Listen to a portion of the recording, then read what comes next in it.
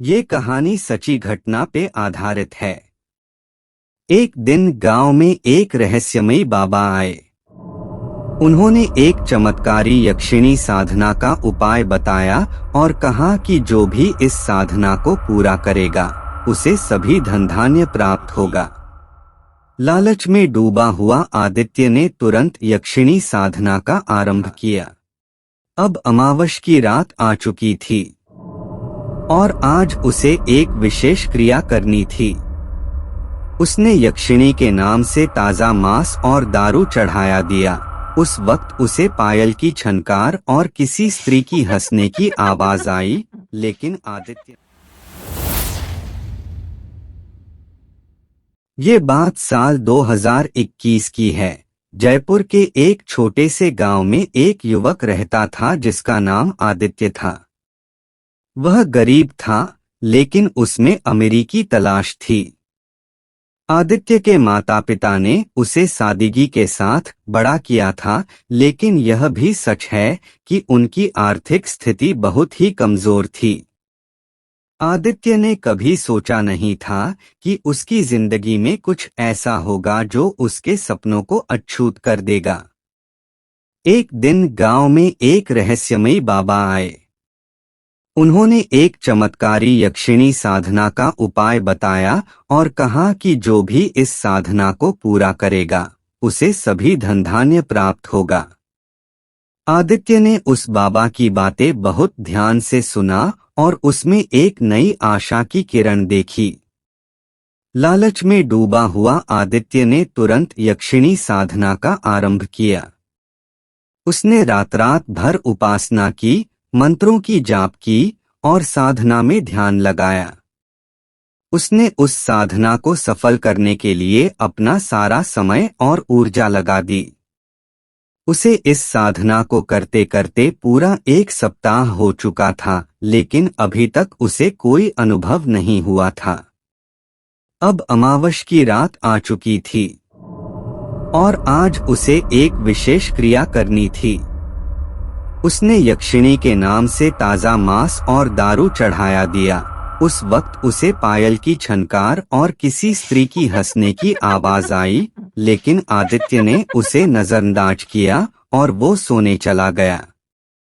रात के करीब 2 बजे आदित्य को ऐसा महसूस हुआ कि उसके ऊपर कोई बैठा हो। आदित्य ने जैसे ही अपनी आंख खोली तो उसने देखा कि एक बहुत सुंदर सी स्त्री उसको देख के हंस रही थी।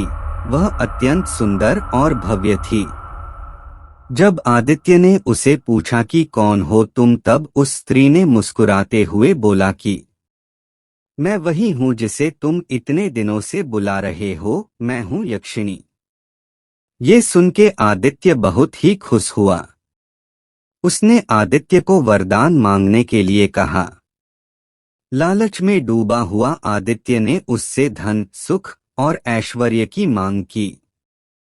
यक्षिणी ने हंसते हुए कहा, तुम्हारी इच्छा पूरी होती है, लेकिन इसके लिए एक शर्त है।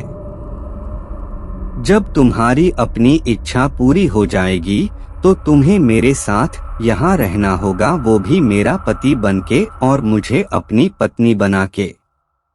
आदित्य ने खुशी खुशी उस शर्त को स्वीकार कर लिया। जल्दी ही उसकी जिंदगी में सभी चीजें बदल गईं।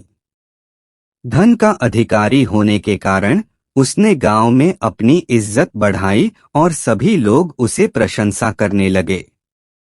लेकिन समय के साथ साथ आदित्य ने यह महसूस किया कि उसकी जिंदगी एक अजीब सी बंदिशों में बंधी हुई है। उसकी आत्मा उस यक्षिणी की बंधन में बहुत कुछ खो बैठी थी। उसने महसूस किया कि वह अपनी ज्यादातर स्वतंत्रता खो चुका है और उसकी जिंदगी एक प्रताड़ित सपने की तरह थी। एक दिन आदित्य ने यक्षिणी से मिलने की इच्छा जताई।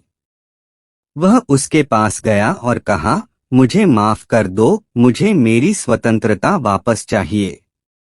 यक्षिणी ने मुस्कुराते हुए कहा, तुमने खुद इस बंधन में अपने हाथों से अपनी स्वतंत्रता को बांध दिया है।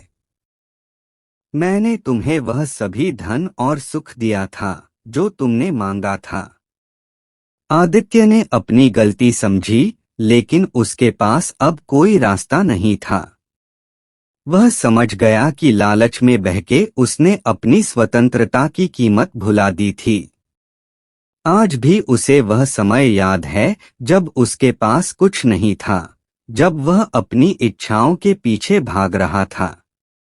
उसे समझ आया कि सच्ची धनधान्यता में नहीं, अपनी स्वतंत्रता में है। आदित्य ने अब अपने गांव के लोगों के लिए अच्छा काम करने का निर्णय लिया। उसने यह समझ लिया कि सच्ची खुशियां और संतोष उसी में है जो दूसरों की मदद करते हैं।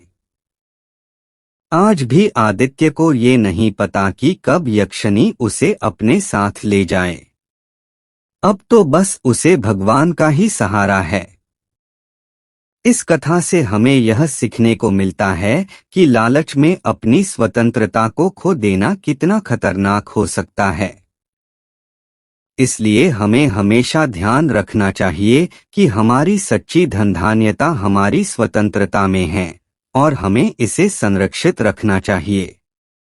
तो दोस्तों, कैसी लगी आपको आज की ये कहानी, इसे नीचे कमेंट में ज़रूर बताएं और साथ ही आपके अपने चैनल को लाइक, शेयर एंड सब्सक्राइब ज़रूर करें। मैं जल्द ही आऊँगा आपके लिए एक नया पॉडकास्ट लेके। जय माता दी। राधे राधे। जय श्री राम।